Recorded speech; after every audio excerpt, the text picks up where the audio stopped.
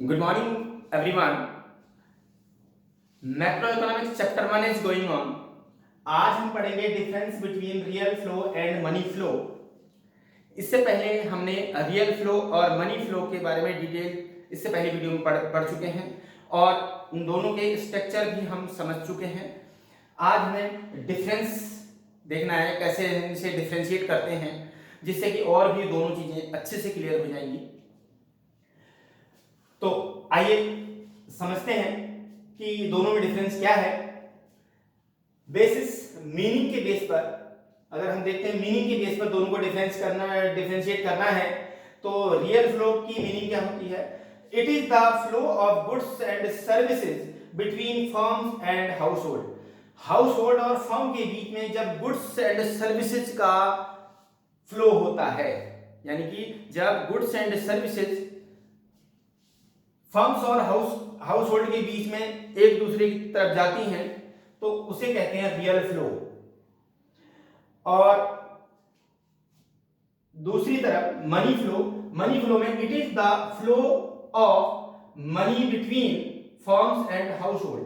तो इसमें क्या होता है कि मनी का फ्लो होता है फर्म और हाउस होल्ड के बीच में। यहां गुड्स एंड सर्विसेज का नहीं होता, बल्कि मनी का फ्लो होता है। मनी जो है एक दूसरी तरफ ट्रांसफर होती है मनी फ्लो में। दूसरा है nature of exchange. Nature of exchange का मतलब है कि इसमें क्या चीज एक्सचेंज होती है। रियल फ्लो में क्या एक्सचेंज होता है और मनी फ्लो में क्या एक्सचेंज होता है। It involves exchange of goods and services. किस चीज का एक्सचेंज, किस चीज का होता है? गुड्स एंड सर्विसेज का। गुड्स एंड सर्विसेज का एक्सचेंज होता है, यानी कि हाउस होल्ड और फर्म में गुड्स एंड सर्विसेज एक्सचेंज होते हैं। और it involve exchange of money, इसमें केवल मनी का एक्सचेंज होता है। किसमें? मनी फ्लो में। थर्ड पॉइंट है डिफिकल्टी इन एक्सचेंज। एक्सचेंज में किसमें क्या परेशानी आती है, क्या डिफिकल्टीज होती हैं। रियल फ्लो में देखते हैं तो there may be difficulty if barter system in exchange of goods and services। Barter system and goods and services में अगर बार्टर सिस्टम है, बार्टर सिस्टम का मतलब है, क्योंकि देखिए जब हम रियल फ्लो की बात करते हैं तो उसमें मनी को इंक्लूड नहीं करते। जहां मनी को इंक्लूड नहीं किया जाता है तो लेन देन किस चीज का होता है? गुड्स एंड सर्विसेज, वस्तु और सेवाओं का होता है। तो यही बार्टर सिस्टम है। बार्टर सिस्टम में वस्तु के बदले वस्तु दी जाती है, यानी कि गुड्स के बदले गुड्स दिए जाते हैं, गुड्स एंड सर्विसेज के बदले गुड्स एंड सर्विसेज दिए जाते हैं। कहने का मतलब है एक चीज जो वो बनाता है, कोई किसी चीज का प्रोडक्शन करता है, बी दूसरी चीज का प्रोडक्शन करता है, तो एक दूसरे को एक्सचेंज करेंगे। तो यही बार्टर सिस्टम होता है, यहां मनी नहीं होती है। अब यहां प्रॉब्लम क्या आती है रियल फ्लो में कि ऐसा हो सकता है कि फर्म और हाउस होल्ड की बात है कि फर्म को गुड्स एंड सर्विसेज प्रोड्यूस करने हैं, तो उसे हाउस होल्ड को उसके बदले में अपनी सर्विसेज देनी है उसको। तो हो सकता है कि गुड्स एंड सर्विसेज के लिए हाउस होल्ड जो है वो अपनी सर्विसेज ना देना चाहे। यहां प्रॉब्लम हो सकती है, कुछ डिफिकल्टीज आ सकती हैं, क्योंकि मनी से कोई इन्वॉल्वमेंट नहीं है। तो यहां मनी फ्लो में there is no such difficulties in case if money flow in the economy. अगर इकोनॉमी में मनी फ्लो होता है तो इस तरह की कोई प्रॉब्लम नहीं आती है, क्योंकि मनी सर्कुलेशन में होता है। उसके बाद नेक्स्ट है अल्टरनेटिव नेम। दोनों के अल्टरनेटिव नेम क्या है, किस किस नाम से हम इन्हें जानते हैं। It is also known as physical flow. इसे हम फिजिकल फ्लो के नाम से जानते हैं रियल फ्लो को, और फिजिकल फ्लो के नाम से जानते हैं रियल फ्लो को। और मनी फ्लो को it is known as nominal flow, इसे नॉमिनल फ्लो के नाम से जानते हैं। तो मैं समझता हूं कि ये समझ में आ रहा होगा आपके, और इसके साथ साथ नोट्स बनाते रहें और स्क्रीनशॉट भी ले सकते हैं।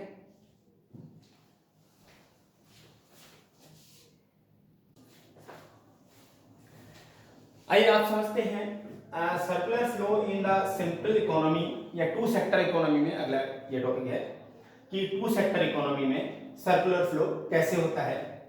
इसके कुछ पॉइंट्स लिखे हुए हैं, पहले इन्हें समझना जरूरी है। फर्स्ट पॉइंट है simple economy assumes the existence of only to sectors, household and firm. Simple economy यानी क्लोज्ड इकोनॉमी में, सिंपल इकोनॉमी में, टू सेक्टर इकोनॉमी में केवल दो सेक्टर्स मान के चलते हैं, एक तो हाउसहोल्ड होता है और एक फर्म यानी कि प्रोड्यूसर होता है।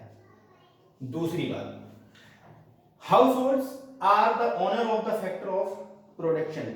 जो हाउसहोल्ड्स होते हैं वो फैक्टर ऑफ प्रोडक्शन के ओनर होते हैं, यानी कि प्रोडक्शन करने वाले वही होते हैं। एंड साथ साथ वो क्या होते हैं, consumer of the goods and services, और उन वस्तु और सेवाओं के जो उनके द्वारा प्रोड्यूस की जाती हैं उनके कंज्यूमर भी वही होते हैं।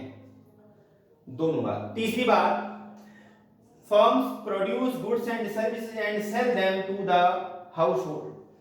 फर्म जो भी गुड्स एंड सर्विसेज का प्रोडक्शन करते हैं उसे वो हाउसहोल्ड को सेल कर देते हैं, हाउसहोल्ड को बेच देते हैं, सेल कर देते हैं। चौथा point, fourth point, it is the simplest form of the closed economy. ये क्लोज्ड इकोनॉमी का एक सिंपल फॉर्म है और no government sector and foreign sector, इसमें कोई गवर्नमेंट सेक्टर या फॉरेन सेक्टर यानी कि एक्सटर्नल सेक्टर नहीं होता है। अब इसमें इसको एक स्ट्रक्चर से समझ लेते हैं, चारों बातें समझ में आ गई होंगी, एक बार फिर से समझ लीजिए। इसमें केवल दो ही सेक्टर होते हैं, हाउसहोल्ड सेक्टर और फर्म। दूसरी बात, इसमें जो हाउसहोल्ड्स होते हैं फैक्टर ऑफ प्रोडक्शन के ओनर होते हैं और वही कंज्यूमर होते हैं गुड्स एंड सर्विसेज के। तीसरी बात, firm produce goods and services, firm जो भी गुड्स एंड सर्विसेज का प्रोडक्शन करती है उसे वो सेल कर देती है हाउसहोल्ड में और कहीं नहीं जाता, केवल हाउसहोल्ड को सेल कर दिया जाता है, कोई उसका इंपोर्ट एक्सपोर्ट नहीं होता। फोर्थ, ये एक क्लोज्ड इकोनॉमी का सिंपल फॉर्म है, सिंपलेस्ट फॉर्म है और जिसमें गवर्नमेंट सेक्टर और फॉरेन सेक्टर यानी कि एक्सटर्नल सेक्टर नहीं होते, कोई एक्सपोर्ट इंपोर्ट नहीं होता, ना ही गवर्नमेंट का कोई इंटरफेयर होता। इसी का एक स्ट्रक्चर बना रखा है तो इसे समझ लेंगे। एक तरफ हाउसहोल्ड और दूसरी तरफ फर्म। अब देखिए, पहले आउटर सेक्शन देख लीजिए इसका कि हाउसहोल्ड अपनी फैक्टर सर्विसेज देते हैं फर्म को, यानी कि हाउसहोल्ड जो है अपना काम करते हैं इसके लिए, फर्म के लिए, फर्म में प्रोडक्शन के लिए, और फर्म प्रोडक्शन करने के बाद किसका प्रोडक्शन करती है, गुड्स एंड सर्विसेज का प्रोडक्शन करने के बाद वो किसको दे देती है, हाउसहोल्ड को। तो इसे बोलते हैं रियल फ्लो। ये हो गया रियल फ्लो। और उसके बाद इसका इनर पार्ट देख लीजिए। फर्म जो है फैक्टर पेमेंट्स के रूप में हाउसहोल्ड को मनी देती है। जब फर्म के पास हाउसहोल्ड जाते हैं, वर्क करते हैं, तो उसके बदले में वो क्या करती है, वो फैक्टर पेमेंट करती है, यानी कि पैसे देती है। किसको देती है, हाउसहोल्ड्स को, जो हाउसहोल्ड की अपनी इनकम हो जाती है। हाउसहोल्ड के लिए वो फैक्टर इनकम होती है और फर्म के लिए वो फैक्टर पेमेंट्स होते हैं। तो वो फैक्टर पेमेंट करती है किसको, हाउसहोल्ड को। अब जो पैसा हाउसहोल्ड के पास आ जाता है तो वो उसे कंजम्पशन एक्सपेंडिचर के रूप में खर्च करते हैं। खर्च करने के बाद फिर किसके पास जाते हैं, फर्म के पास, क्योंकि गुड्स एंड सर्विसेज यहीं से मिलनी है, प्रोडक्शन यहीं हो रहा है, तो वो वहां खर्च करके फिर वो फर्म के पास चला जाता है। इस तरह से एक सर्कल चलता रहता है।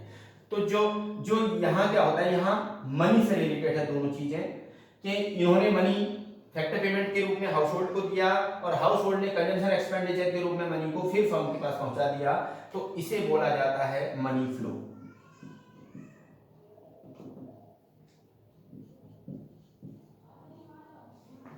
ये रियल फ्लो और ये मनी फ्लो। तो अब मैं समझता हूं कि आपको ये बहुत अच्छे से समझ में आ गया होगा।